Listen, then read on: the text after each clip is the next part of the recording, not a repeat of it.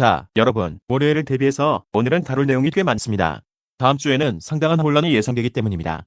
먼저 달러에 관해 이야기해야겠습니다. 달러는 여전히 세계 경제를 지배하고 있기 때문입니다. 투자 측면에서 달러 강세는 좋은 신호입니다. 미국 자산의 가치가 상승하기 시작하면 사람들은 달러에 투자하려 할 것입니다. 채권이든 주식이든 마찬가지입니다. 반면 달러가 하락하면 보유 자산을 매도하는 안순환이 시작됩니다. 우리는 변동여부를 주시하며 올바른 선택을 해야 합니다. 현재 달러는 100포인트 미만인 99.23으로 이번 주를 마감했습니다. 금리가 0%에서 4% 이상으로 오른 상황임에도 3년 만에 최저 수준입니다. 2020년 팬데믹 당시 최저치까지 떨어질 것으로 예상됩니다. 러시아 루블화조차 올해 달러 대비 40%나 절상되었습니다. 통화 가치가 하락하면 해당 통화에 대한 수요가 감소한다는 의미이며 이는 미국 자산 보유자에게 큰 문제가 됩니다. 이제 투자자들은 분산 투자를 할 강력한 동기를 갖게 되었습니다. 미국 투자자들은 불안을 감추지 못하며 많은 이들이 금과 같은 대체 자산으로 자금을 옮기고 있습니다. 그러나 가장 큰 위험은 국제 자금의 이탈입니다. 글로벌 재조정이 진행 중이라는 보도가 쏟아지는 데는 이유가 있습니다. 바로 지금 실제로 일어나고 있기 때문입니다. 트럼프가 무역 전쟁을 시작했을 때 그는 미국 경제를 구조적 고인플레이션의 세계로 몰아넣었습니다. 세계가 미국 제품을 사지 않는 적대적인 환경에서 소비는 줄어들고 있습니다. Where we are now, the administration is, as I mentioned in my remarks, is implementing significant policy changes, and particularly trade now is the focus. And the effects of that are likely to move us away from our goals. So unemployment is likely to go up as the economy slows in all likelihood, and inflation is likely to go up as tariffs find their way, and some part of those tariffs come to be paid by the public. 여기에 문제점이 있습니다. 미국 자산 가치를 지탱하는 사고방식에 있습니다. 투자 수익이 줄어들지 않을 것이라는 믿음, 미국 소비자는 안전하며 세계는 대미 무역 흑자를 미국 주식과 채권 매입에 재투자할 것이라는 기대가 있습니다. 하지만 외국인이 이러한 자산의 상당 부분을 보유하고 있다는 사실을 인지해야 합니다. 달러 가치가 폭락하면 외국인들은 보유 자산을 더 많이 매도할 충동이 생길 겁니다. 레이 달리오가 경고했듯 무역 전쟁이 계속된다면 세계적인 변화가 일어날 것입니다. 자산 가격 상승을 원한다면 관세 장벽이 무너져야 합니다. 현재 외국인들은 미국 국채의 33%, 약 8조 5천억 달러를 보유하고 있습니다. 이는 엄청난 규모이며 외국인들이 매도를 시작하거나 더 이상 매입하지 않는다면 심각한 문제가 될 것입니다. 은행과 헤지펀드는 채권 시장의 31%를 차지하지만 이들은 단기 매매로 수익을 내는 사채업자들입니다. 채권이 무가치해지면 이들은 즉시 매도할 것입니다. 그렇게 되면 남아도는 채권 부담을 미국 정부와 국민이 고스란히 떠안게 됩니다. 현재 더 많은 달러가 미국 내부에 쌓이고 있습니다. 달러 공급이 미국 내로 집중되면서 물가가 더 오를 수 있습니다. 더 많은 달러가 더 적은 재화를 쫓는 상황이기 때문에 미국 자산에 대한 외국인 수요가 중요합니다. 외국인 수요는 달러 공급이 쓰나미처럼 미국 경제를 침수시키지 않도록 인위적인 수요를 만들어냅니다. 하지만 단지 투자 수요가 아니더라도 무역 전쟁은 달러 가치를 끌어내리고 있습니다. 달러 하락세는 놀랄 것도 없이 미국 GDP의 10%를 차지하는 중요한 산업에서 비롯된 것입니다. 바로 관광산업입니다. 골드만삭스는 2025년 관광산업이 큰 타격을 받을 것으로 예상하며 GDP 성장률을 0.3% 감소시켜 900억 달러의 손실이 발생할 것으로 전망했습니다. 너나 할 것 없이 사람들이 미국 여행을 거부하고 있습니다. 아시아 관광객은 급감했고 라틴 아메리카와 중동 지역 관광객도 마찬가지입니다. 하지만 가장 큰 감소는 미국의 6국가와 동맹국에서 비롯됩니다. 3월 캐나다 관광객 수는 7%, 멕시코 관광객은 17%, EU 관광객은 14% 이상 감소했습니다. 이는 상당 부분 미국 보이콧 움직임과 미국 공항에서 구금되었다는 그런 끔찍한 이야기가 원인일 수 있지만 우리는 거기까지 나갈 필요조차 없습니다.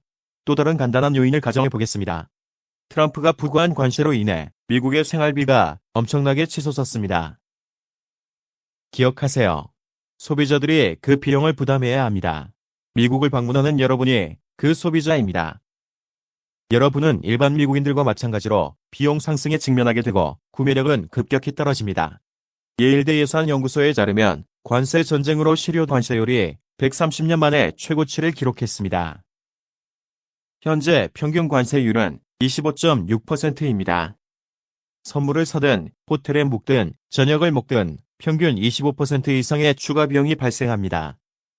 미국은 원래 물가가 비싼 여행지인데 대체 효과를 감안하더라도, 즉 비싼 제품을 더 싼 대체품으로 교체하더라도 세금은 15.6%에 달해 여행 비용을 더욱 증가시킵니다. 이것이 달러가 계속 두들겨 맞고 있는 이유입니다. 외국인 관광객이 줄면 현지 달러 수요가 감소하기 때문입니다. 트럼프 대통령에 따르면 관세 부과로 하루에 수십억 달러의 수입이 발생하고 수출업체가 그 비용을 부담해야 한다고 합니다. 하지만 정말 그럴까요?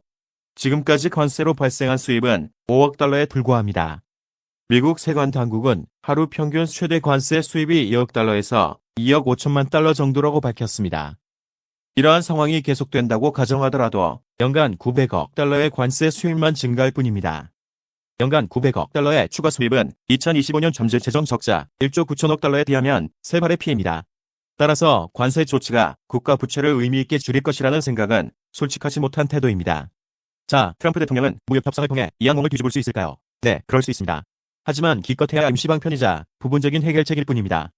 신뢰는 이미 무너졌고 각국은 무역을 다각화하고 무역 장벽이 없는 지역으로 진출할 것입니다. 아시아 같은 지역은 사업이 크게 호황을 누릴 것입니다. 현재 협상 진행 중임에도 미국은 전 세계의 강력한 반발에 직면해 있으며 트럼프가 내세우는 것을 전 세계는 받아들이지 않고 있습니다. 트럼프와의 회담 후 일본 무역팀은 아무런 합의 없이 미국을 떠났습니다. 분명히 뭔가 잘못된 것이었습니다. 미국의 가장 열렬한 지지자조차 거부했습니다. 일본은 철강과 자동차 관세 25%에 직면해 있으며 미일 무역 합의가 이루어지지 않으면 올해 일본 경제는 경기 후퇴에 접어들 가능성이 매우 높습니다. 미국은 일본에 필요한 안정적인 시장입니다. 무역談判 장면조차도 마치 학생이 교장을 만나는 것처럼 매우 기이해 보입니다. 하지만 이는 미국이 단순한 상호 관세 부과를 넘어서는 또 다른 의제가 있다는 것을 보여줍니다. 물론 트럼프는 일본과의 관계에서 큰 진전이 이루어지고 있다고 말했지만 저는 그럴 가능성은 작다고 생각합니다. 당연히 트럼프는 일본의 중국을 봉쇄해달라고, 즉 중국 수출품의 일본 시장 진출을 차단하는 미국 연합에 동참해달라고 요청했을 겁니다. 하지만 앞서 언급했듯이 이는 사실상 불가능합니다. 반도체 칩 생산에 들어가는 막대한 양의 중국산 투입물을 일본이 구입할 뿐만 아니라 중국은 일본 반도체 산업 전체를 매우 큰 폭으로 지원하고 있습니다.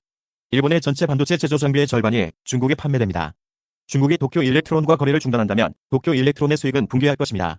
화웨이의 발전과 딥시크의 등장을 고려하면 중국이 일본의 벽을 뛰어넘는 건 시간 문제일 뿐입니다. 일본은 오늘 중국의 칩 생산 장비를 판매하지 않으면 미래의 수입을 잃게 됩니다.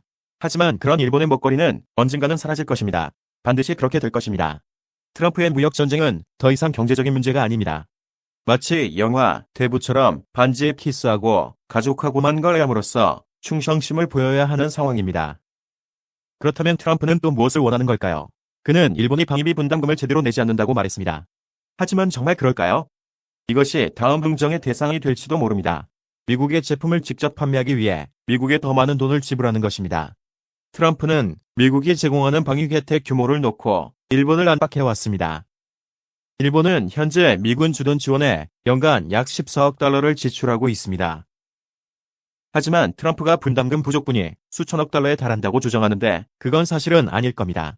이 이야기가 향방은 뻔한 것 아닙니까? 이는 방위비 분담금 증액을 요구하기 위한 협박입니다. 사실상 그런 것입니다. 따라서 5월이나 6월에 일본이 또 다른 협상안을 내놓는다고 해도 놀라지 마십시오. 미국 소비 시장에 접근하기 위해 워싱턴에 수십억 달러, 심지어 수백억 달러를 지불해야 할 수도 있습니다. 네, 맞습니다. 트럼프는 분명히 이를 지지층에게 하나의 승리라고 내세울 것입니다. 어떤 의미에서는 그럴 수도 있겠지만 부정할 수 없는 것은 이미 미국에 가해지고 있는 경제적 피해입니다. 관세 전쟁으로 큰 타격을 입은 미국의 한 소규모 장난감 회사가 있습니다. 교육용 장난감을 판매하는 이 회사는 관세 때문에 어려움을 겪고 있습니다. 이는 우리가 오랫동안 의심해왔던 사실을 확인시켜 줍니다. 고통받는 것은 중국이 아니라 미국입니다. vehicles that we've been manufacturing in China for over 30 years. We manufacture there because we have not been able to find manufacturers in the United States that can maintain the safety and quality of the stuff that we have produced. But for every dollar that we give to a factory in China, we are giving dollars and dollars all across our supply chain to Americans for American jobs. We use truckers to pick our stuff up from the port. We use warehouse workers that pick and pack. We have 100 sales reps that go out to little stores on Main Street, your Main Street, and those little stores put our stuff on their shelves and they make money. There are millions of Americans whose livelihoods rely on this vast system of small businesses in this country, and we need help. We cannot afford to bring the stuff that we have produced into our port because 145% tariff have been put on our products. Some of our stuff left the factory when we thought we were going to be paying 20%, and now it's at 145. The Chinese do not pay these tariffs. I pay this tariff. When I bring a container into a port, I pay a tax that goes to the U.S. government. The Chinese have nothing to do with it. We are not punishing the Chinese. We are punishing Americans by taking away their jobs. 이러한 재앙을 미국 내 수백만 개의 다른 기업에도 적용해 보십시오. 팀 쿡의 말처럼 중국에서의 제조는 필수적입니다. 관세를 부과하여 중국 수입을 억제하면 많은 사업 모델이 존속할 수 없게 됩니다. 어느 나라에서든 특히 미국에서는 경제의 근간은 중소기업입니다. 중소기업은 일자리를 제공하고 결국 대기업으로 성장합니다. 하지만 관세 전쟁에서 살아남지 못한다면 그러한 미래는 실현될 수 없습니다. 소기업의 낙관론이 가장 빠르게 하락하는 모습을 목격하고 있습니다. 트럼프가 당선되었을 때 처음에는 희망의 물결이 일었습니다. 중소기업주들은 황금기가 곧 시작될 것으로 생각했습니다. 하지만 관세는 모든 것을 뒤집어 놓았습니다. 이제 소기업들은 지출과 급여를 줄일 것이며 해고 위험 또한 분명히 증가했습니다. 오늘날 미국 주식이 급등락을 거듭하는 데는 이유가 있습니다. 모두가 실적 발표 시즌을 기다리고 있기 때문입니다. 소규모 기업들이 공황 상태에 빠지면 S&P 기업, 즉 대형 기업들도 실적 발표 시점에 큰 타격을 입을 것으로 예상됩니다. 모건 스탠리와 시티그룹 같은 은행들은 미국 실적 전망을 하향 조정했고 JP 모건은 미국 경기 후퇴 가능성을 60%로 경고하고 있습니다. 현재 그들의 기본 시나리오는 경기 후퇴입니다. 전 세계가 경기 후퇴에 빠질 확률은 40%, 나머지 세계는 성장하는 반면 미국 경제만 붕괴할 확률은 20%입니다.